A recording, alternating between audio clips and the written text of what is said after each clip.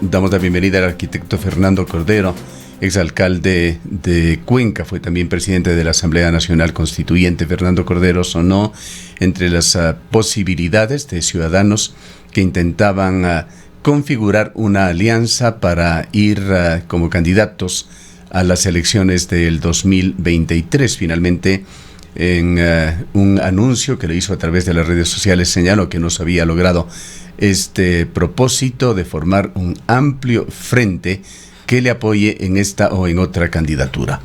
Le damos la bienvenida, arquitecto Cordero, a que nos cuente qué es lo que sucedió allí, qué lectura le deja a usted esta práctica con nuevas normas en Ecuador de estas elecciones primarias que han dejado realmente muchas lecturas. Han abundado también las críticas en el país. ¿Cuál fue su experiencia? Gracias, Gustavo. Buenos días a todos los que nos escuchan y nos ven en Antena 1.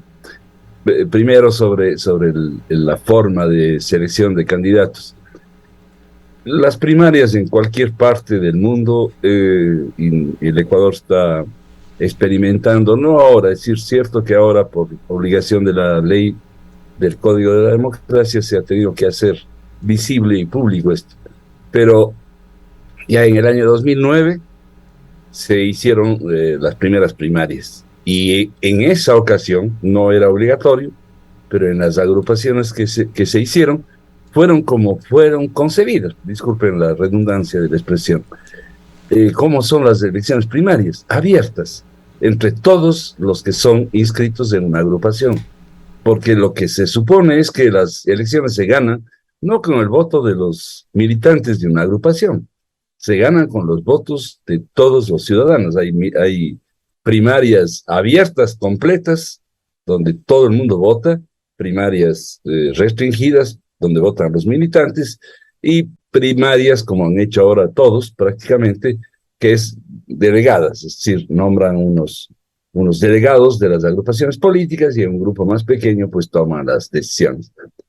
Qué bueno que se transparenten estas formas de selección de candidaturas, pero me parece que esta primera experiencia más bien deja un sabor de muy poca participación. Coincido con lo que ustedes acaban de expresar. Me parece que hay que mejorar, las agrupaciones políticas tienen que mejorar, no solamente en esto, sino en una cantidad de otras deficiencias. No hay cuadros en el sentido político, no hay capacitación, hay que revisar qué están haciéndose en todas las agrupaciones políticas con los fondos partidistas que se les entregan, que son para eso, no para hacer propaganda. La propaganda es otra forma de hacer difusión de las ideas. El propio Estado financia las campañas parcialmente y les autorizan a hacer unos gastos adicionales a los candidatos. Entonces creo que esa es una primera constatación que yo viví. Es decir, sí, yo fui parte de hasta hace 6 años de una agrupación política. Ahora hoy ya no tengo ninguna militancia política en una agrupación, y eso me ponía en una situación también, algo que debe revisarse, porque hace muchos años, yo cuando fui candidato a primera vez a alcalde, recogimos firmas, los ciudadanos. Hicimos un frente ciudadano, le pusimos un nombre, se llamó Nueva Ciudad, y a nivel nacional recogimos las firmas, hicimos un frente, le llamamos Nuevo País, y esa era una forma de participar, para no ser dependientes de los partidos políticos, de los movimientos políticos. Eso fue aprobado en consulta popular. Luego las leyes están en contradicción con lo que dice la consulta popular. Tiene el nivel máximo, porque es la expresión de la voluntad del pueblo ecuatoriano. En esta vez yo no tenía ninguna opción de recoger firmas, no tenía ninguna opción de tomar una decisión personal, tampoco la he tenido desde el punto de vista personal. Yo estoy haciendo otras cosas en mi vida en este momento, pero generosamente recibí primero la decisión inusual, absolutamente inusual, de cientos, yo podría decir de miles de cuencanos, de diferentes edades, de diferentes ubicaciones políticas, que hablaban de que debo retornar a la política local, que debería ser candidato a alcalde, que me pedían en definitiva como ciudadanos que tome esa decisión de candidatizarme, cosa que no lo podía hacer si no es con algún grupo político que me pueda invitar. Esa es la expresión legal del Código de la Democracia. Así ocurrió. Recibí invitaciones para ser candidato y llegué a dar un paso muy difícil en la vida de las personas. Les dije sí, y puse una sola condición, porque me sintonicé justamente con esos miles de cuencanos que de diferentes grupos, de diferentes edades, en forma, como dije hace un momento, inusual, como que recuperaron por un instante la idea de hacer política de manera diferente. Porque hoy día 9 de cada 10 cuencanos y ecuatorianos no quieren saber nada de la política, hasta está distorsionada la política. ¿Cuál fue esta condición? La condición fue de que hagamos a ver, la gente que venía no venía de una agrupación política restringida, no venía con membrete ni con camiseta exacta. Entonces venía a nombre de una diversidad que hay que entenderla. Si ellos son los que van a decidir quién es el próximo alcalde, no puede ser que en el grupo cerrado de alguna agrupación política crean que ahí se toman todas las decisiones. Hay que escuchar a la gente. Eso es lo que hice yo. A ver, hagamos un frente coherente, por supuesto, con la conciencia de todos nosotros, guiándonos para no unir agua y aceite. Sí, hagamos un frente ciudadano amplio, no solo para ser competitivos, sino sobre todo para recoger lo que la gente está hablando. Y en ese frente, no solamente de agrupaciones políticas, sino de la diversidad social que hoy día tiene nuestro país. ¿De nuevo dónde quedan estas declaraciones de que somos un país plurinacional, que somos un país de igualdad de derechos y oportunidades? Todo eso queda en el discurso si no somos coherentes en el momento de actuar. Entonces, esa fue mi única condición. Una condición que fue cogida en la forma más generosa y más positiva por las agrupaciones políticas. Y esto le llevó a dialogar con quién nomás. Quizá lo más fuerte para ir a lo más concreto de lo que se escuchó. Realmente ha sido una semana de rumores. Los rumores no son los mejores amigos de las noticias. Hemos dado con toda la cautela que podemos y tratando de confirmar las diferentes alianzas que se iban configurando. Y por allí sonó, no lo aseveramos, pero más bien invitados nuestros lo mencionaron en algunas ocasiones, de que usted estaba intentando, o al revés, quizá Marcelo Cabrera estaba intentando una fórmula conjunta con usted. Efectivamente se dieron estas conversaciones. A ver, les estaba diciendo justamente, recibí generosas muestras de los ciudadanos y las agrupaciones políticas. A mí todo el mundo, donde quiera que yo me habría ubicado, en cualquier frente, me habrían etiquetado como correísta. No estoy afiliado al partido número 5, que hoy día representa a la Revolución Ciudadana, y lo que llaman genéricamente el correísmo. Pero ellos me invitaron, hicieron sus primarias, pusieron mi nombre, mi aceptación a ser parte de eso. No estaba en contradicción con el frente, porque ellos tenían que ser parte del frente. Entonces había que hacer, las otras agrupaciones iban a hacer sus primarias y podían. ¿Cuáles otras? El Partido Socialista, un partido nuevo, de gente muy joven, con la que tuve un diálogo muy abierto, muy interesante. No nos conocemos mayormente, pero tengo que relatar los acontecimientos y los hechos que van a correr hoy día con la única candidata a alcalde, que es Verónica Abad. Había la predisposición de hacerse frente, se habló igualmente con otros grupos políticos, y también en ese espacio de posible integración de un frente político de organizaciones estaban el movimiento que en su momento le apoyó a Marcelo Cabrera, en su momento le apoyaron también, creo que al exprefecto Paul Carrasco. Sí, ellos han sido rivales directos, sobre todo Marcelo Cabrera, era rival conmigo. Yo he tenido confrontaciones políticas, la última cuando él ganó la elección a alcaldía en el 2005, pero cuando uno habla de un frente político, cuando uno habla, no estamos para buscar contradicciones con las personas. Yo no tenía por qué poner restricciones. Les pedí a quienes tenían que hacer el diálogo, quienes tenían que reunirse. Yo, como candidato, como potencial candidato, no, pues yo no tenía que reunirme. Tenían que reunirse las agrupaciones políticas y ahí sí ponerse las líneas rojas, tomates, amarillas, blancas y hacer una coalición. Poner ideas, porque yo creo que en orden, primero están las ideas y luego las personas. ¿Qué quiere hacer una coalición? ¿Qué quiere hacer un frente? Yo eso sí no me he callado. Yo cuando hablo de hacer un frente ciudadano, hablo de hacer un frente para firmemente trabajar en contra de un centralismo agonizante que nos tiene asfixiados a los cuencanos, a los Este es lozoyos, a los un punto crucial que debería haber sido también un eje transversal en estas conversaciones, cabildeos, negociaciones, si cabe el término, entre partidos y movimientos políticos, de definir el por qué hacerlo, por qué juntarse.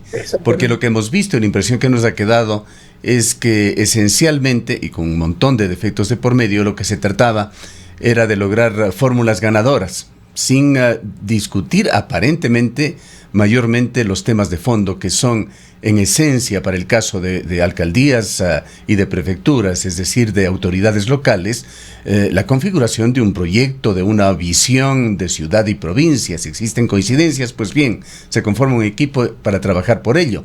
Pero esto no sabemos en qué medida realmente se venía discutiendo internamente, porque hemos visto al final resultados bastante raros y que requieren ser analizados. Coincido plenamente. Eso es lo que hay que superar. Esa falta de transparencia. No se pueden hacer, porque no aparecen simplemente como estos pactos repugnantes, donde se unen cosas que no tienen aparentemente ningún sentido, en donde hacen unos amagues unos de ser candidatos y al día siguiente se contradicen.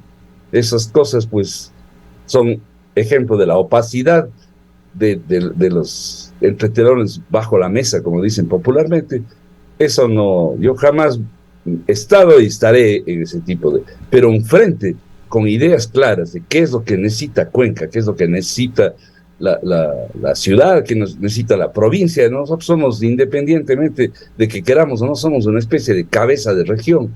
Así nació el Ecuador y Cuenca no puede perder esa voz. Entonces sí, había muchas razones para hacer. Porque tiene que verse mal que dos personas, o sea, nunca se llegó a eso, pero la potencialidad era esa, porque, a ver, el Partido Socialista tenía un candidato a prefecto, el Partido Igualdad, me parece que es un movimiento, tenía un candidato a prefecto que era Marcelo Cabrera, el Partido de la Revolución Ciudadana me había invitado a mí a ser alcalde. Había otra agrupación política que tenía una candidata a alcalde, que era Verónica Abad. Entonces, ahí, si ellos se reunían, como había sido lo importante, los partidos, no las personas, no los candidatizables, habría sido bueno discutir qué podemos hacer. Y en estas conversiones uno no puede ser ajeno y participar, discutir cosas como estas, Gustavo.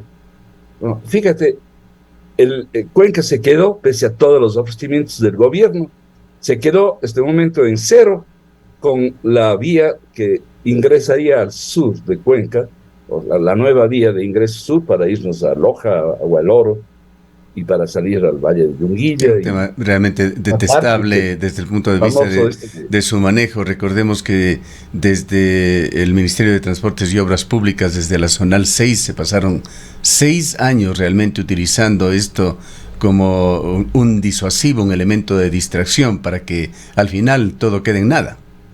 Claro, pero eso, por ejemplo, averiguadas las cosas, Gustavo, esa es una razón, por ejemplo, para unirnos, todos, unidos por el futuro, no por el pasado, unirnos por el futuro. ¿Cómo puede ser posible? ¿Quién va a pagar esa vía?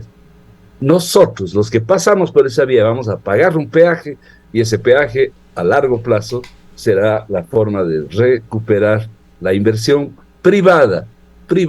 Esa va a ser una concesión público-privada. Pregunté, ¿cuánto pone el Estado? 0, Gustavo. No vamos a poner un centavo. Yo le recuerdo, porque aquí sí seguimos el termómetro de las cosas. Aquí se ofrecía, en estos micrófonos lo hizo el entonces subsecretario, el ingeniero José Jaramillo, señalaba que el gobierno iba a aportar, me parece que era una cifra de $160 millones.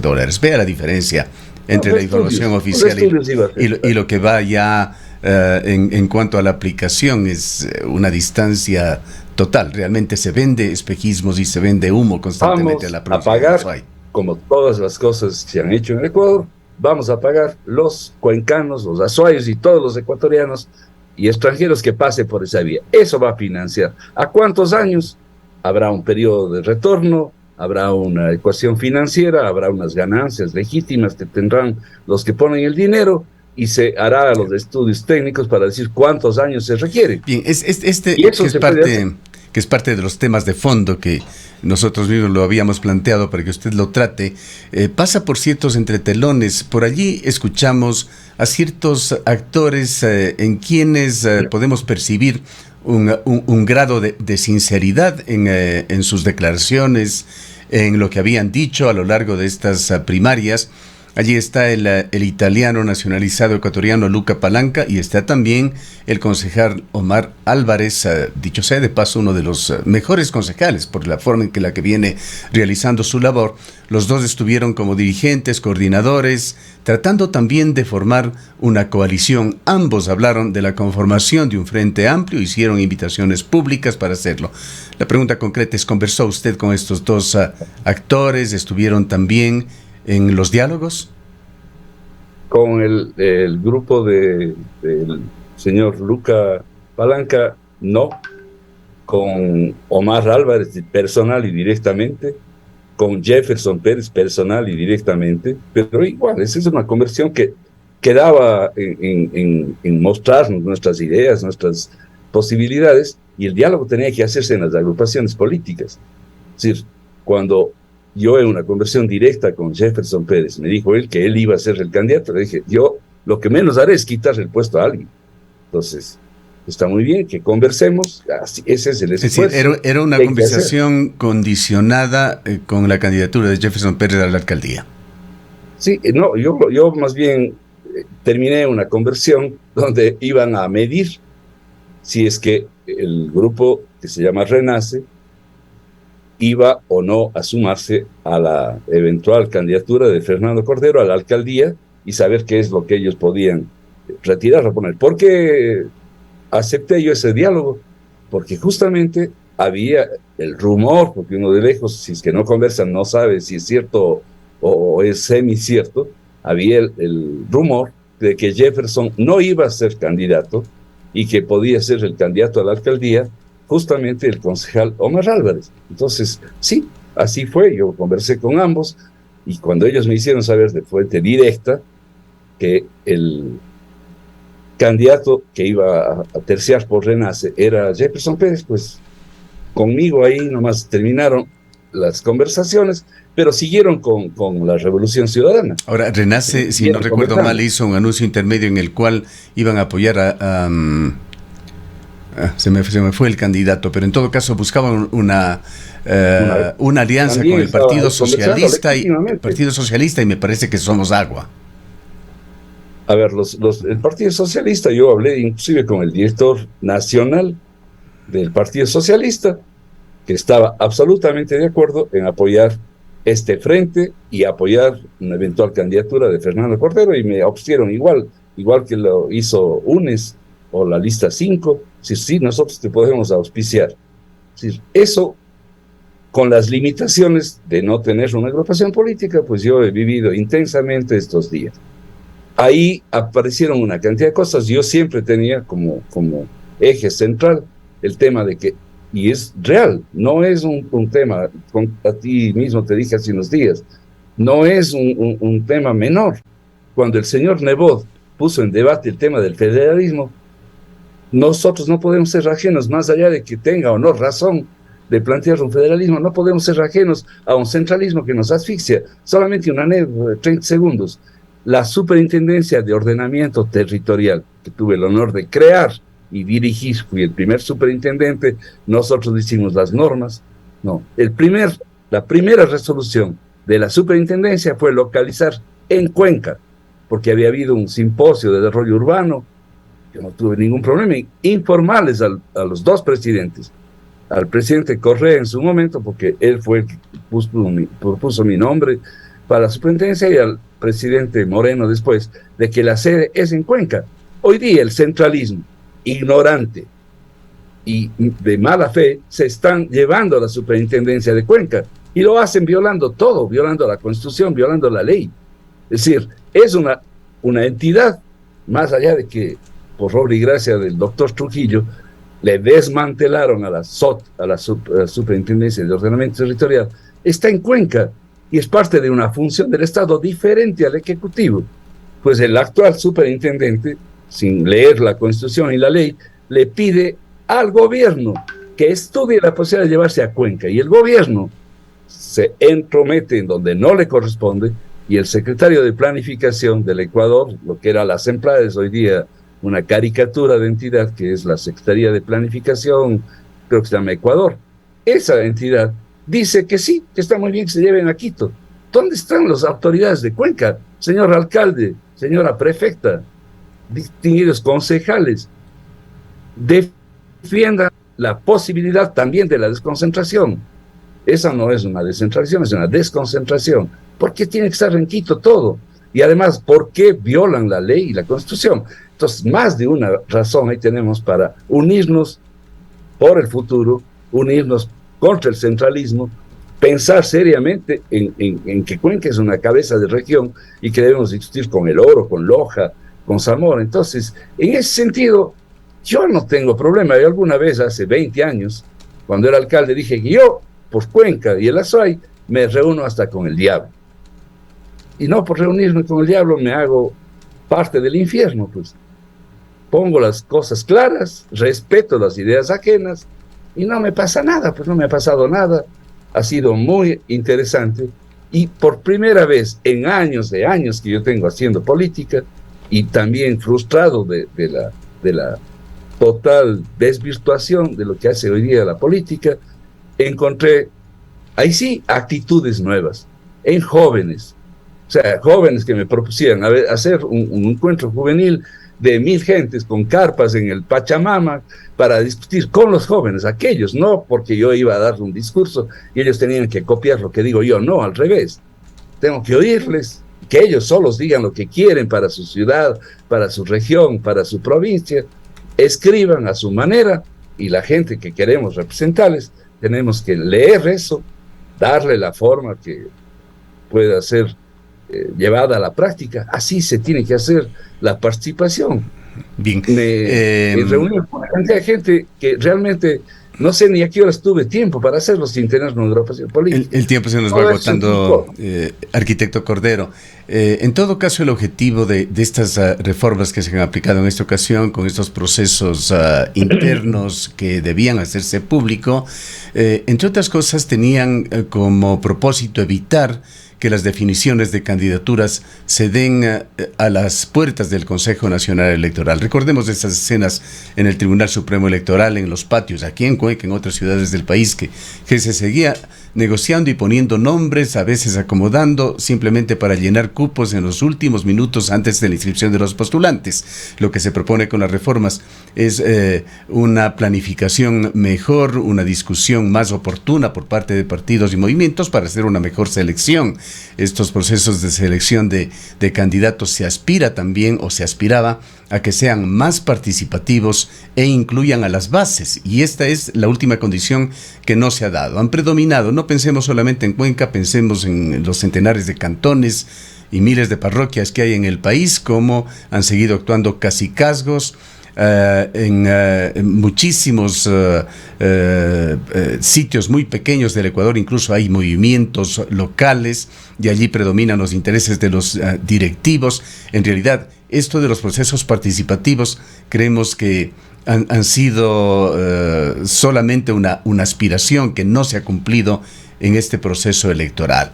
Con su experiencia, que la ha tenido usted personal y adentro de lo que estaba sucediendo, ¿coincide con esa visión y qué cambios podría realizarse para que en realidad haya o se vaya adquiriendo una mejor legitimidad de los candidatos a todo nivel? Completamente. Yo pienso que justamente lo que estamos conversando, ¿por qué no puede ser público? ¿Qué tiene de malo Ahí yo no estoy de acuerdo ni siquiera con el relato de algunos medios locales, que en definitiva, bajo la especulación, bajo los prejuicios de que, a ver, ¿cómo así con este conversando?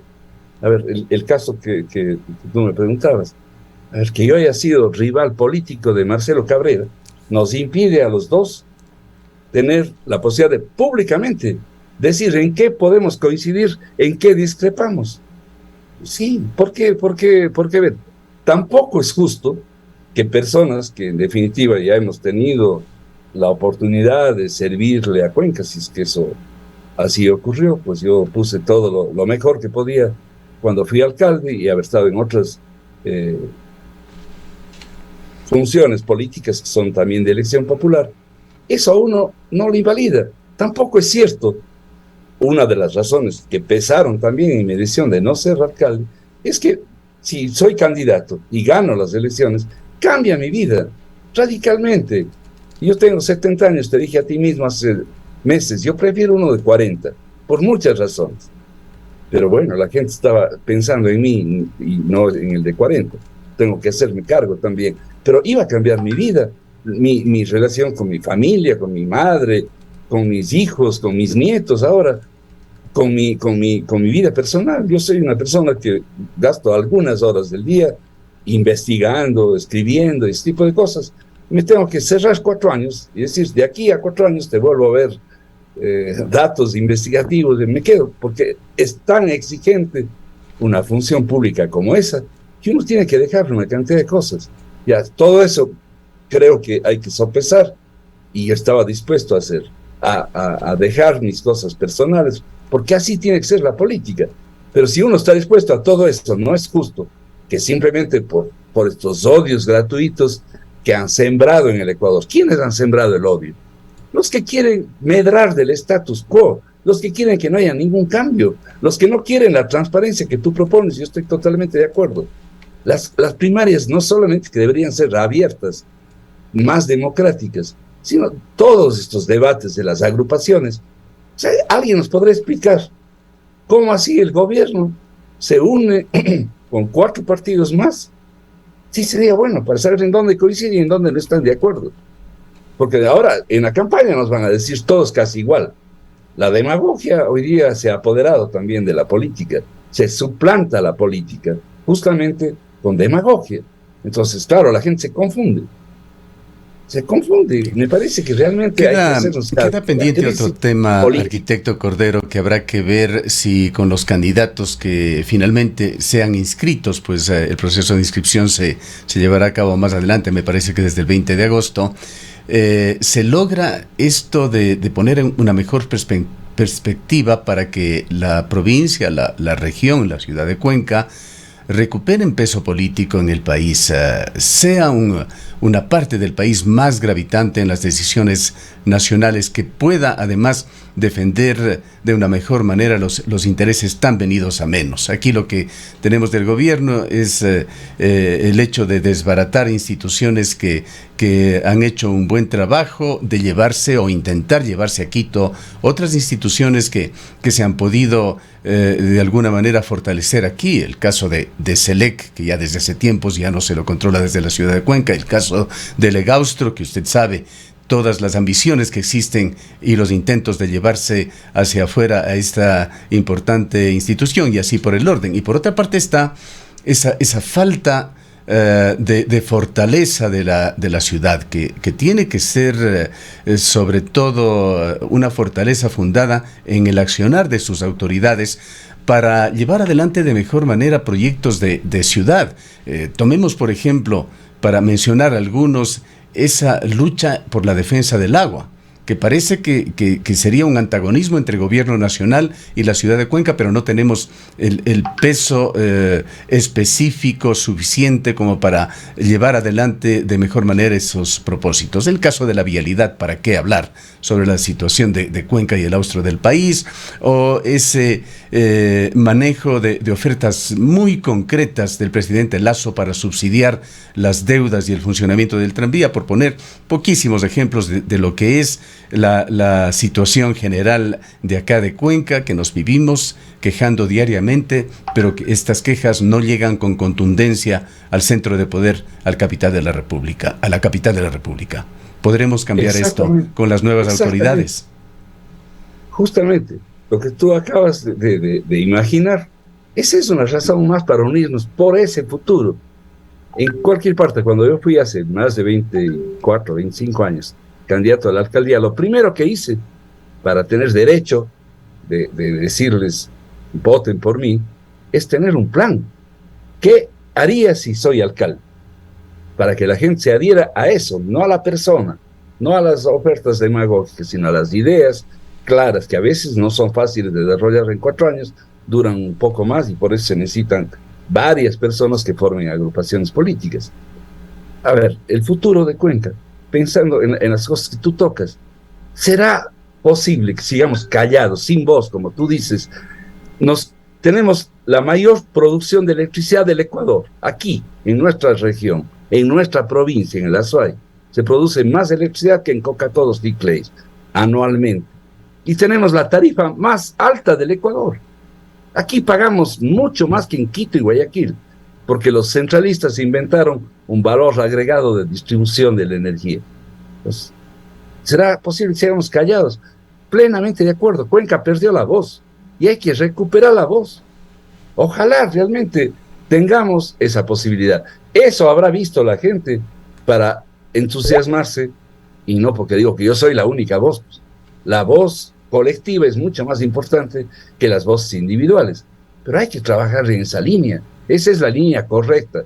Y en ese sentido, la idea que estaba desarrollando, de que en ese contexto, que yo tuve rivalidad con los socialistas en algún momento, sí, pues, en la universidad yo era rival, yo era del movimiento de izquierda universitario y había el Partido Socialista.